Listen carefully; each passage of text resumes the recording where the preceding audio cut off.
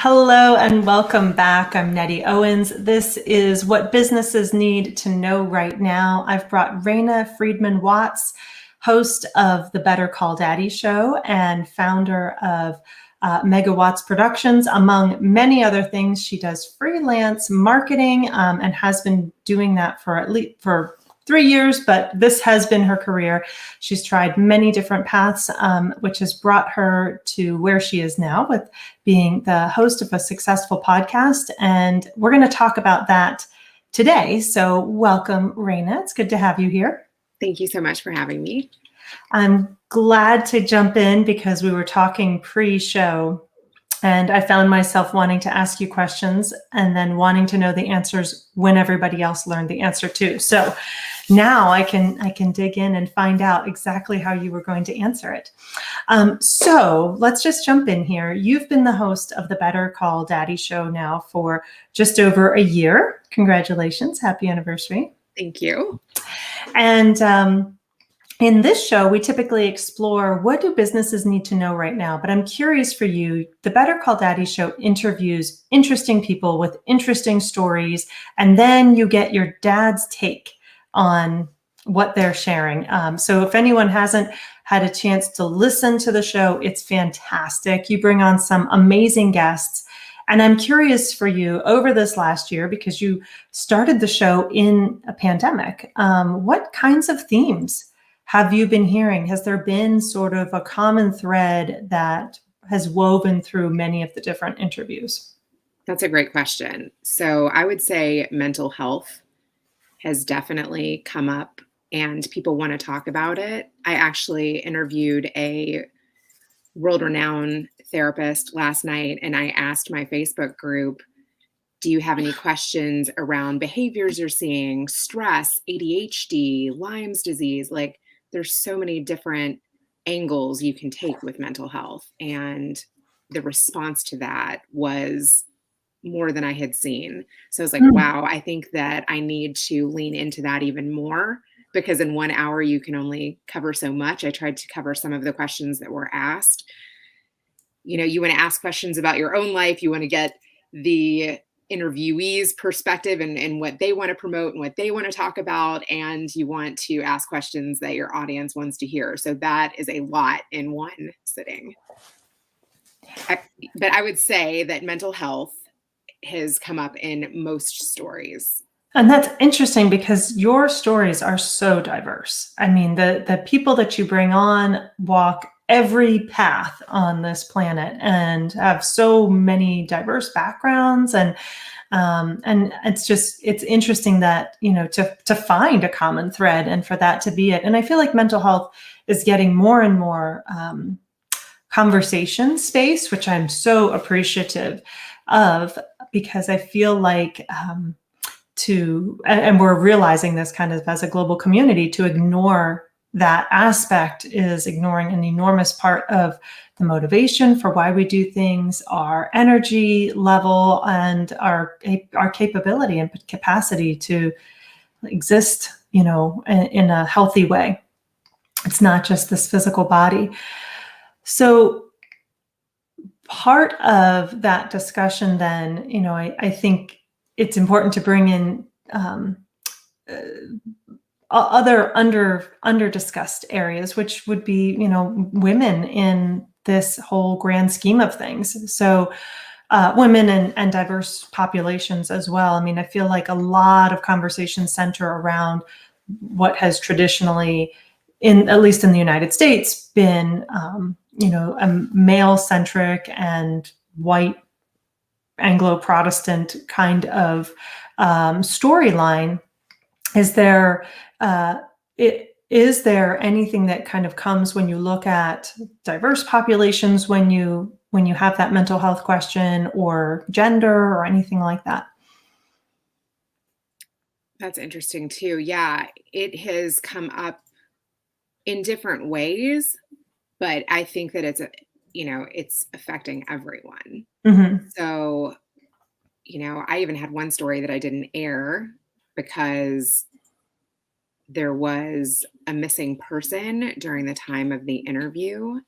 Their son had gone on an alcoholic binge, And he was a veteran. And by the time the episode was going to air, the son had passed away. So, I've come into alcoholism, I've come into depression, I've come into abuse, I've come into children having trouble focusing. Even my own daughter wanted to get on and ask a question about that. Like, what are some tips that she can do? It's really interesting. Like, we know the things that we need to be doing, right? We need to be exercising multiple times a week. We need to be eating protein. We need to be eating healthy food. But what else we need to be doing is tracking it. Mm. And I know you'll like that. That's right up your alley. I know. I'm like, oh, did she say tracking? But well, that sounds it's a lovely. really easy, not easy, but simple thing to do is, I was told this last night, put one goal on the calendar for a month.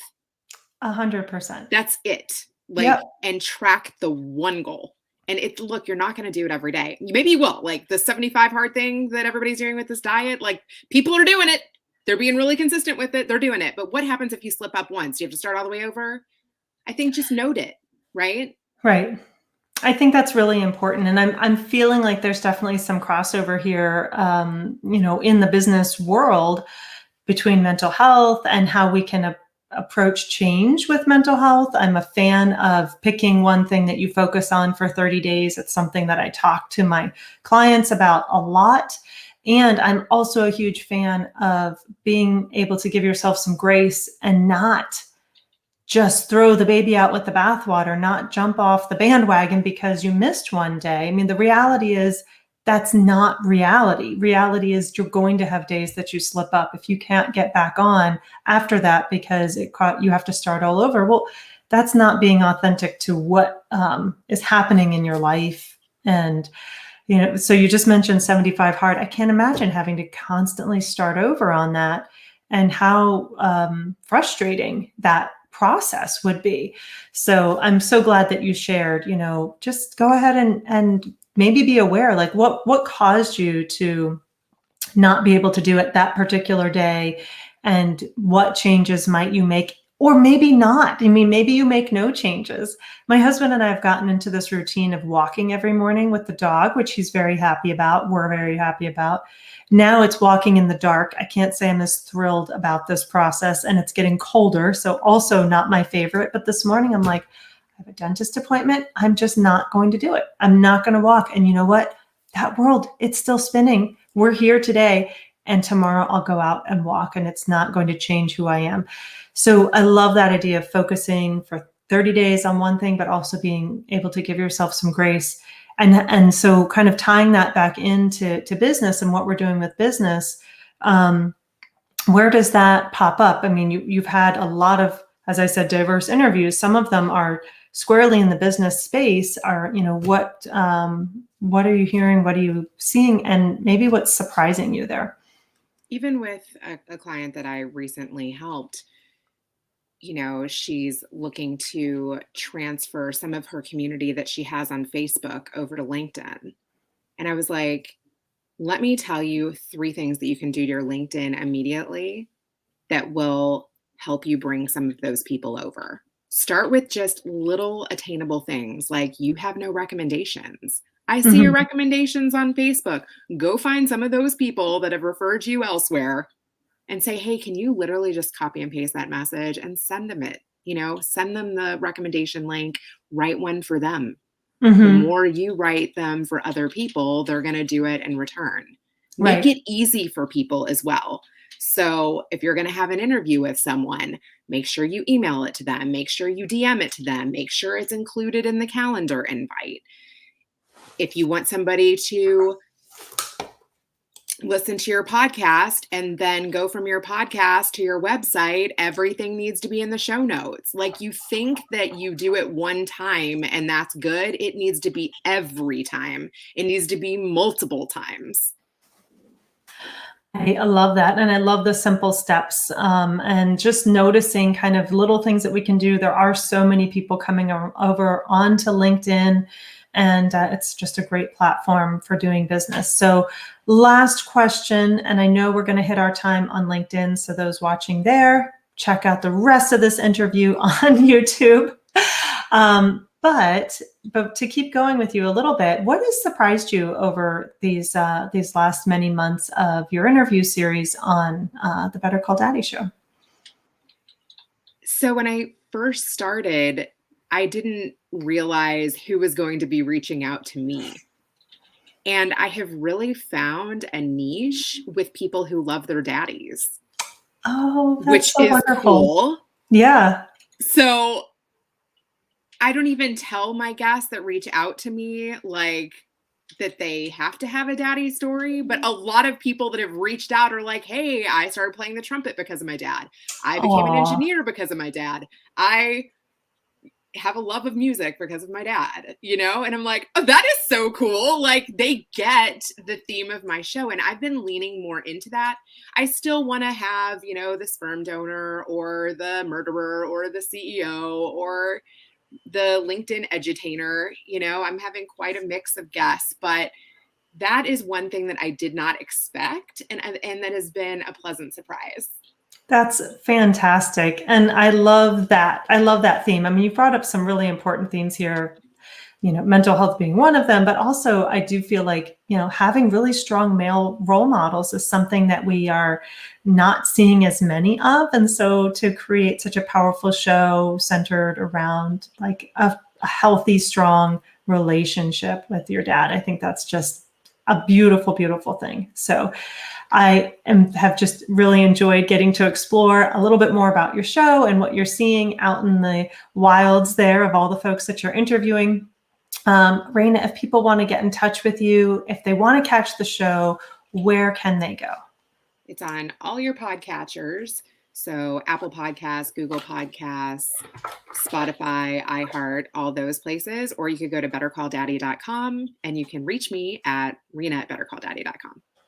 Awesome. I'm going to pop that link up for everyone to see here. I just realized I didn't put it in ahead of time. That would be my fault, but that's okay. And that way everybody can check it out. You'll love it. I can't say enough. It's a great show. And you had me hooked. There was one story you did over several different interviews, and I listened to it as I drove back from my mom's house, a 4-hour drive, and it was just enthralling. So I'll let you pick your favorite show. Let me know what it is. For those of you who are enjoying this interview series and you'd like to check out more, I encourage you to like, follow, and share the What Businesses Need to Know sequence. You can go to whatbusinessesneedtoknow.com and see the entirety of all of these interviews. And for those of you in business that are looking for greater success in business, I encourage you to text the word freedom to 411-321. I've put together a guide to hopefully help you on your way. Catch us next time. Bye.